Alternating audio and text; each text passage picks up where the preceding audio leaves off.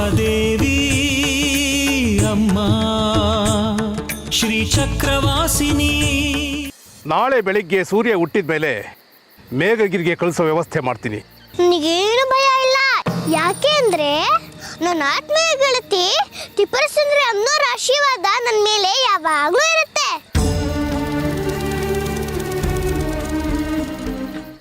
ನನಗೆ ಬಾಯಾರಿಕೆ ಆಗ್ತಿದೆ ಕಣೋ. ರಶ್ಮಿ ಅಕ್ಕ, ಬಂಗಾರಿ ಕಾಣ್ತಿಲ್ಲ.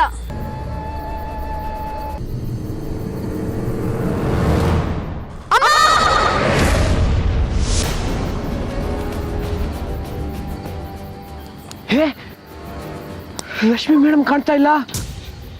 ಬಂಗಾರಿ ಅವರೇನೋ ಅಪಾಯದಲ್ಲಿ ಸಿಕ್ಕಾಕೊಂಡಿರ್ಬೇಕು. ಬಾ ನೋಡೋಣ.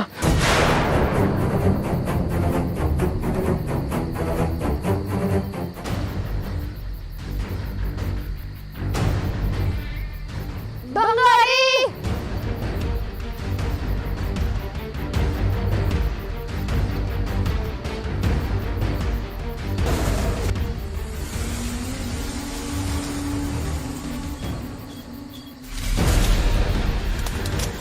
ಬಂಗಾರಿ ಬಂಗಾರಿ ಎಲ್ಲಿದ್ದೀರಾ? ನಾನು ಇಲ್ಲಿದ್ದೀನಿ, ಕಾಪಾಡಿ. ಬಂಗಾರಿ ಬಂಗಾರಿ ಬಂಗಾರಿ ಬಂಗಾರಿ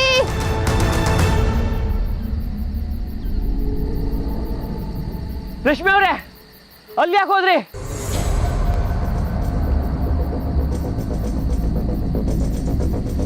ರಶ್ಮಿ ಅವರೇ, ಕೈ ಕೊಡಿ, ಕೈ ಕೊಡಿ.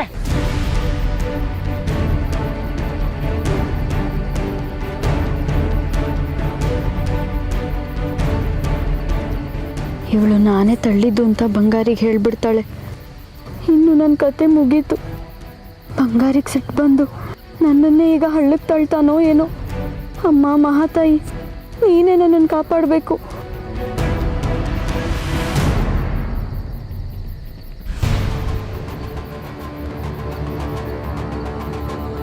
ಹಿಡ್ಕೊಳ್ಳಿ, ಇನ್ನು ಹಿಡ್ಕೊಳ್ಳಿ. ಇನ್ನು ಹಿಡ್ಕೊಂಡು ಗಟ್ಟಿಯಾಗಿ ಹಿಡ್ಕೊಂಡು ಮೇಲೆ ಬನ್ನಿ.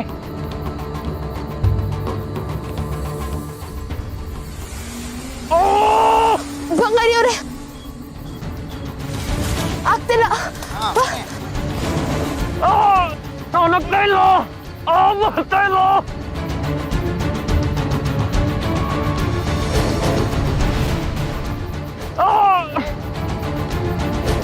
ನಗ್ತಾ ಇಲ್ಲ.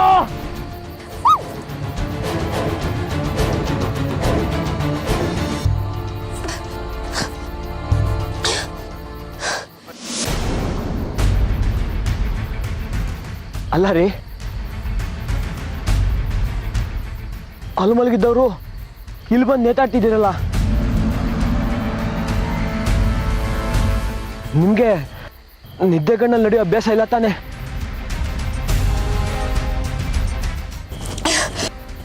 ಮಲಗಿದ್ದೆ, ಎಚ್ಚರ ಆಯ್ತು. ಎದ್ದು ನೋಡಿದ್ರೆ ನೀವಿಬ್ರು ಕಾಣಿಸ್ಲಿಲ್ಲ. ಹುಡ್ಕಕ್ಕೆ ಬಂದೆ, ಕತ್ಲೆ ನೋಡಿ ಹಳ್ಳ ಕಾಣಿಸ್ಲಿಲ್ಲ. ಕಾಲು ಜಾರಿ ಬಿದ್ದುಬಿಟ್ಟೆ. ಸತ್ಯ, ನಾನೇ ಅವಳಿಗೆ ತೊಂದರೆ ಕೊಟ್ಟಿದ್ದು ಅಂತ ಹೇಳಲಿಲ್ಲ. ಬಚಾವಾದೆ. ಬೀಸೋದೊಣ್ಣೆ ಏಟ್ ತಪ್ಪಿದ್ರೆ 1000 ವರ್ಷ ಆಯಸ್ಸಂತೆ. ಆದರೂ ಯಾಕೋ ಅನುಮಾನ ಹಾಗೆ ಉಳಿತಲ್ಲ. ಇವಳು ಯಾಕೆ ನನ್ನ ಬಗ್ಗೆ ಹೇಳಲಿಲ್ಲ ಬಂಗಾರಿಗೆ? ಅಮ್ಮನವ್ರ ದಯೆ, ಸದ್ಯ ನಿಮ್ಗೇನೂ ಆಗಿಲ್ವಲ್ಲ.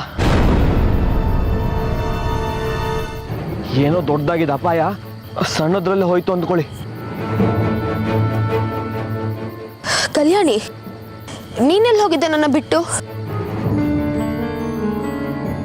ಅದು ನೀರು ಬೇಕಿತ್ತು. ಬಂಗಾರಿ ಅದನ್ನ ತರೋದಕ್ಕೆ ಹೋಗಿದ್ದ. ತುಂಬ ಹೊತ್ತಾಯ್ತಲ್ಲ, ಅವನು ಬಂದಿರಲಿಲ್ಲ. ಅದಕ್ಕೋಸ್ಕರ ಅವನನ್ನು ಹುಡ್ಕೊಂಡು ಹೋದೆ. ಅಷ್ಟರಲ್ಲಿ ನೋಡಿ ನಾನೇ ಹೀಗೆಲ್ಲ ಮಾಡ್ಕೊಂಬಿಟ್ಟೆ. ನೀವು ಇನ್ನೇನಾರು ಮಾಡ್ಕೊಳ್ಳೋ ಮೊದಲು ಇಲ್ಲಿಂದ ಹೊರಟ್ಬಿಡೋಣ. ಬನ್ನಿ ಹೊರಡೋಣ. ಹೌದೌದು, ಇನ್ನೂ ಇಲ್ಲಿ ಮಲ್ಕೊಂಡ್ರೆ ಅಪಾಯ ಜಾಸ್ತಿ. ಮೊದಲು ನಾವು ಇಲ್ಲಿಂದ ಹೊರಡೋಣ.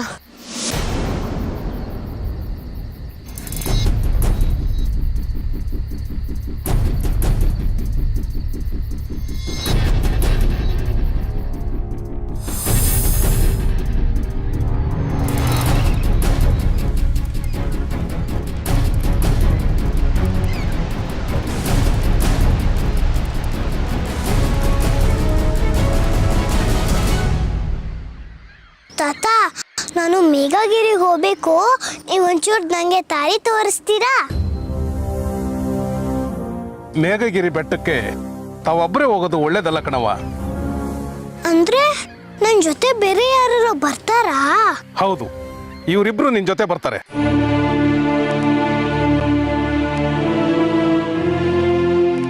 ಇವರಿಬ್ರು ನನ್ನ ಜೊತೆ ಬರ್ತಾರಾ? ಹ್ಞೂ ಕಣವ. ಯಾಕೆ? ಇವ್ರಿಗೆ ನಾನು ಮಾತಾಡೋದು ಅರ್ಥನೇ ಆಗೋದಿಲ್ವೇನೋ? ಏನಾರು ಮಾತಾಡಿದ್ರೆ ಏನಾರು ಕೇಳಿದ್ರೆ ಹೆದರ್ಕೊಂಡು ಓಡೋಗ್ಬಿಡ್ತಾರೆ.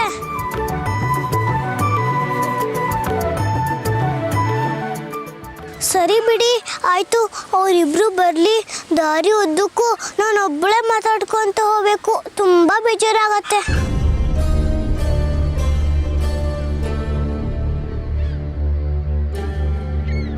ನನಗೆ ಆಶೀರ್ವಾದ ಮಾಡಿ. ಇದೇನು ಮಾಡ್ತಾ ಇದ್ದೀಯಮ್ಮ ನೀನು? ಆ ಜಗನ್ಮಾತೆ ಪಾರ್ವತಿಗೆ ಆದಿಶಿವನ್ಗೆ ನಮಸ್ಕಾರ ಮಾಡು ಸಾಕು. ಕಾಡಲ್ಲಿ ಕಳ್ದೋಗಿದ್ ನನ್ನ ದೇವ್ರ ಥರ ಬಂದು ನನ್ನ ಕಾಪಾಡಿ ಆಹಾರ ಆಶ್ರಯ ಕೊಟ್ಟಿದ್ದೀರಾ. ಎಲ್ಲಕ್ಕಿಂತ ಹೆಚ್ಚಾಗಿ ಅಮ್ಮನವ್ರನ್ನ ಬಂಧನದಿಂದ ಬಿಡ್ಸಕ್ಕೆ ಸಹಾಯ ಮಾಡಿದ್ದೀರಾ. ಇದಕ್ಕಾಗಿ ನಾನು ನಿಮಗೆ ಧನ್ಯವಾದ ಹೇಳಬೇಕು. ನಿಮ್ಮ ಈ ಸಹಾಯನ ನಾನು ಯಾವತ್ತೂ ಮರೆಯೋದಿಲ್ಲ. ದೊಡ್ಡ ಮಾತು ಕಣವ. ನೀನು ನಮ್ಮ ಜೊತೆ ಇದ್ದ ನೆನಪನ ನಮ್ಮ ಎದೆಯಲ್ಲಿ ಹಸಿರಾಗಿಟ್ಕೋತೀವಿ. ತಾತ, ನಿಮಗೂ ಧನ್ಯವಾದ ಹೇಳ್ತೀನಿ. ಶಿವ ಮತ್ತೆ ಪಾರ್ವತಿ ಬಗ್ಗೆ ಹೇಳಿ ನನಗೆ ಸ್ಫೂರ್ತಿ ತುಂಬಿಸಿದ್ದೀರಾ. ನೀವೆಲ್ಲರೂ ನಮ್ಮ ಊರಿಗೆ ಬನ್ನಿ. ನಾನು ನಿಮಗೆಲ್ಲ ನಮ್ಮ ಅಪ್ಪ ಎಲ್ಲ ಪರಿಚಯ ಮಾಡಿಸ್ತೀನಿ. ತುಂಬಾ ಒಳ್ಳೆಯವರು ನಮ್ಮ ಅಪ್ಪ. ಆಯ್ತು ಮಗು, ಖಂಡಿತವಾಗಿ ಬರ್ತೀನಿ. ಎಲ್ಲ ಆ ಮಹಾತಾಯಿ ಆಡಿಸ್ದಾಗೆ ಕ್ಷೇಮವಾಗಿ ಹೋಗಿ ಲಾಭವಾಗಿ ಬಾಮ್ಮ. ಏಯ್, ನಮ್ಮ ಪದ್ಧತಿ ಪ್ರಕಾರ ಪಲ್ಲಕ್ಕಿಲಿ ಮಗುನ ಕುಂಡಿಸ್ಕೊಂಡು ಮೇಘಗಿರಿ ಬೆಟ್ಟ ದಾರಿಲಿ ಬಿಟ್ಟು ಬನ್ನಿ.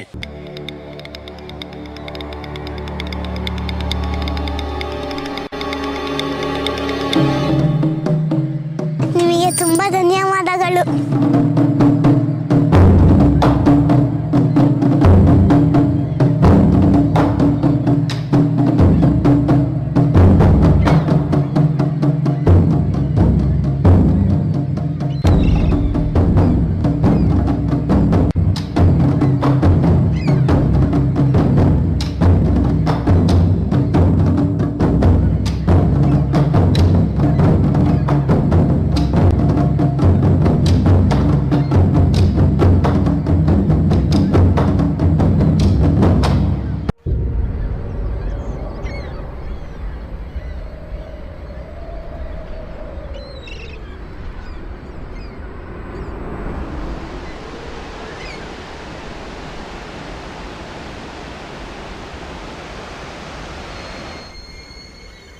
ಸಾಗ್ಬೇಕಾದ ದಾರಿ ದೂರ ಇದೆ ಅನ್ಸುತ್ತೆ.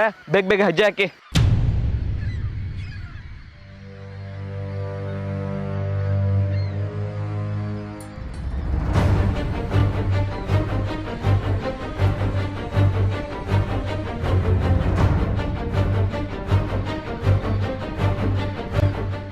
ನಿನ್ನೆ ರಾತ್ರಿ ನೀನು ಮಾಡಿದ ಸರಿನಾ?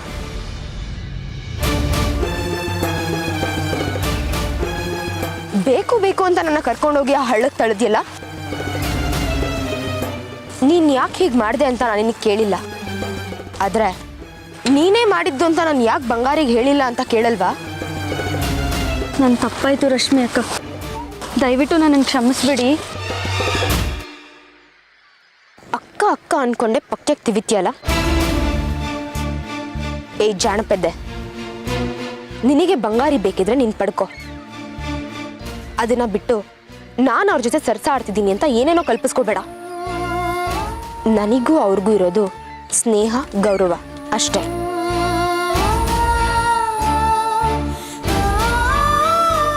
ನಾನು ನಿನಗೆ ಇದನ್ನ ತುಂಬಾ ಸತಿ ಹೇಳಿದ್ದೀನಿ, ಆದ್ರೂ ನಿನಗೆ ನಂಬಿಕೆ ಬರ್ತಾ ಇಲ್ಲ ಅಲ್ವಾ? ಆದ್ರೆ ಒಂದಂತೂ ನೆನ್ಪಿಟ್ಕೊ, ನೀನ್ ಇದೇ ತರ ಮಾಡ್ತಿದ್ರೆ ನನಗೆ ನಿಜವಾಗ್ಲೂ ಬಂಗಾರಿ ಅವ್ರ ಮೇಲೆ ಪ್ರೀತಿ ಹುಟ್ಟುತ್ತೆ. ಆಗ ನೀನ್ ಏನೇ ಮಾಡಿದ್ರು ಅವರು ನನ್ನಿಂದ ಕಿತ್ಕೊಳ್ಳೋದಕ್ಕಾಗಲ್ಲ.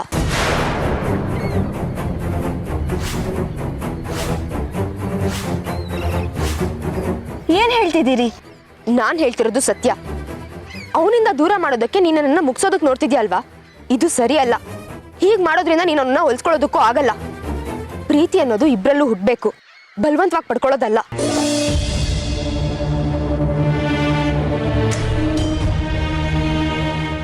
ಏನ್ ಮಾಡ್ತಿದ್ದೀರಾ ಅಲ್ಲಿ? ಇನ್ನೂ ಸಾಗ್ಬೇಕಾದ ದಾರಿ ತುಂಬಾ ದೂರ ಇದೆ, ಬೇಗ ಬನ್ನಿ. ಕಲ್ಯಾಣಿ, ಏನದ್ ಮಾತು? ಏನೂ ಇಲ್ಲ, ಹೆಂಗಸರ ವಿಷಯ, ಕಷ್ಟ ಸುಖ ಮಾತಾಡ್ತಿದ್ವಿ. ಕಷ್ಟನಾದ್ರೂ ಹಂಚ್ಕೊಳ್ಳಿ, ಸುಖನಾದ್ರೂ ಹಂಚ್ಕೊಳ್ಳಿ. ನನ್ನ ಸಮಕ್ಕೆ ಹೆಜ್ಜೆ ಹಾಕ್ಬೇಕು, ಇಲ್ಲ ಅಂದ್ರೆ ವಾಪಸ್ ಮನೆಗೆ ಹೋಗಿ.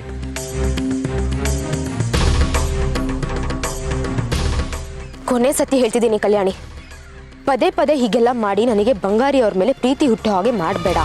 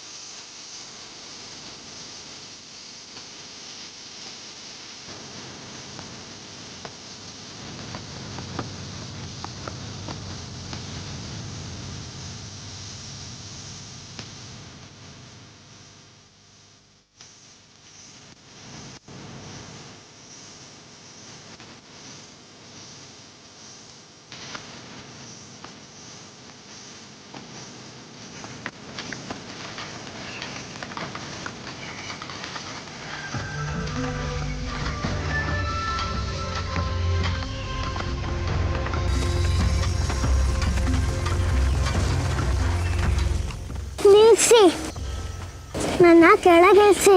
ನನಗೆ ಪಲ್ಲಕ್ಕಿ ಬೇಡ, ನಾನು ನಡ್ಕೊಂಡೇ ಬರ್ತೀನಿ. ಸರಿ, ನೀವು ಹೇಗೆ ಹೇಳ್ತೀರೋ ಹಾಗೆ.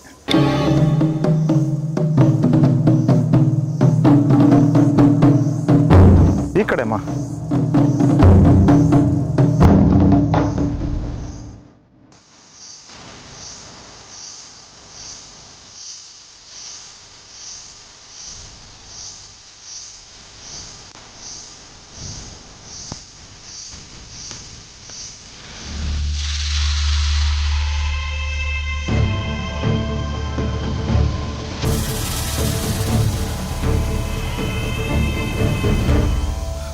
ಇನ್ನು ಎಷ್ಟು ದೂರ ಹೋಗ್ಬೇಕು?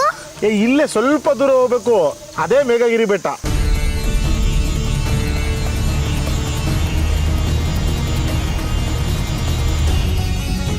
ಆದ್ರೆ ಏನಾಯ್ತು?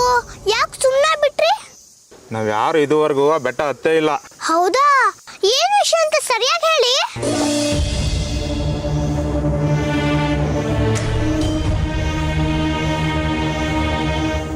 ಇದುವರೆಗೂ ಆ ಬೆಟ್ಟ ಹತ್ತೋದವರು ಯಾರು ಜೀವಂತವಾಗಿ ವಾಪಸ್ ಬಂದೇ ಇಲ್ಲ.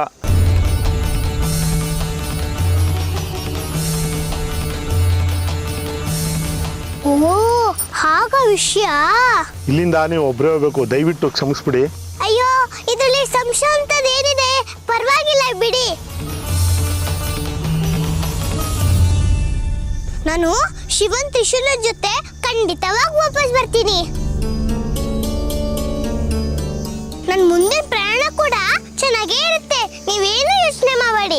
ಆದ್ರೂ ನೀವೊಬ್ಬರೇ ಹೋಗೋದು ನಮ್ಗೆ ಯಾಕೋ ಭಯ ಹುಟ್ಟಿಸ್ತಾ ಇದೆ.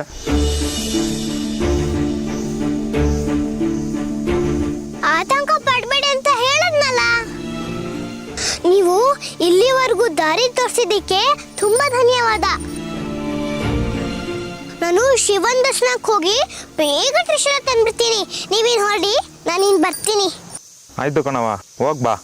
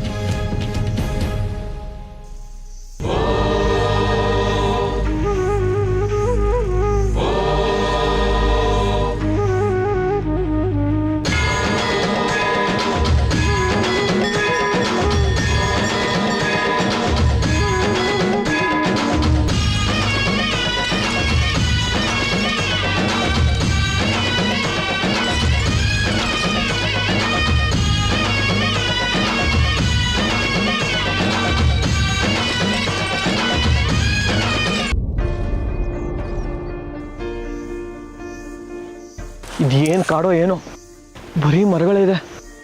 ನನಗಂತೂ ಸುತ್ತದಲ್ಲೇ ಸುತ್ತಿದೀವಿ ಅನಿಸ್ತಾ ಇದೆ. ಅಲ್ಲ, ನಮಗೆ ಎಷ್ಟು ಕಷ್ಟ ಆಗಿರ್ಬೇಕಿದ್ರೆ ಇನ್ನು ನನ್ನ ಮಗಳಿಗೆ ಇನ್ನೆಷ್ಟು ಕಷ್ಟ ಆಗಿರ್ಬೇಡ. ಬಂಗಾರಿ ಅವರೇ, ಹಿರಣ್ಮಯಿ ಹೋಗಿರೋದು ಒಳ್ಳೆ ಕೆಲಸದ ಮೇಲೆ, ದೇವ್ರ ಕೆಲಸದ ಮೇಲೆ. ಅವಳಿಗೇನೂ ಆಗಲ್ಲ. ಅವಳ ಮೇಲೆ ಅಮ್ಮನವ್ರ ಶ್ರೀರಕ್ಷೆ ಇದ್ದೇ ಇರುತ್ತೆ.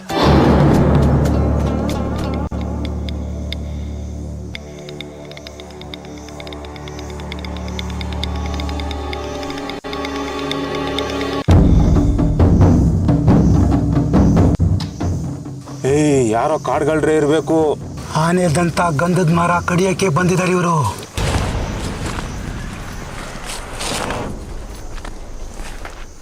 ಈ ಕಷ್ಟಗಳು ನಮಗೆ ಬರಬೇಕಾ? ನಾವು ಅಮ್ಮನವ್ರ ಹತ್ರ ಎಷ್ಟು ಬೇಡ್ಕೋತಾ ಇದ್ದೀವಿ, ಆದ್ರೆ ನನ್ನ ಮಗಳು ಸಿಗ್ತಾನೆ ಇಲ್ಲ. ಎಲ್ಲದಕ್ಕೂ ಕಾಲ ಕೂಡಿ ಬರಬೇಕು. ಅದಕ್ಕೆ ಸ್ವಲ್ಪ ತಾಳ್ಮೆ ಇರಬೇಕು.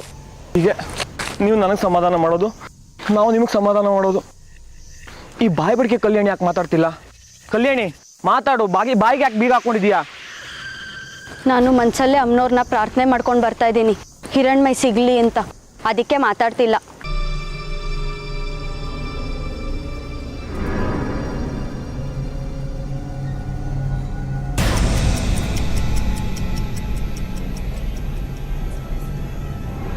ಏ, ಅಲ್ಲಿ ನೋಡಿ, ಯಾರೋ ಬೆಂಕಿ ಹಾಕಿದ್ದಾರೆ ಅನ್ಸುತ್ತೆ. ಅಲ್ಲಿ ಹೊಗೆ ಬರ್ತಿದೆ ಅಂದಮೇಲೆ ಯಾರ್ದೋ ಮನೆ ಇರ್ಬೇಕಲ್ಲಿ. ಏನಾದರೂ ಆಗಲಿ, ಒಟ್ಟಿನಲ್ಲಿ ಜನ ಸಿಕ್ಕರೆ ಸಾಕು. ಮೇಘಗಿರಿ ಹೋಗೋ ದಾರಿ ತೋರಿಸಿದ್ರೆ ಸಾಕು. ಬನ್ನಿ ಹೋಗೋಣ.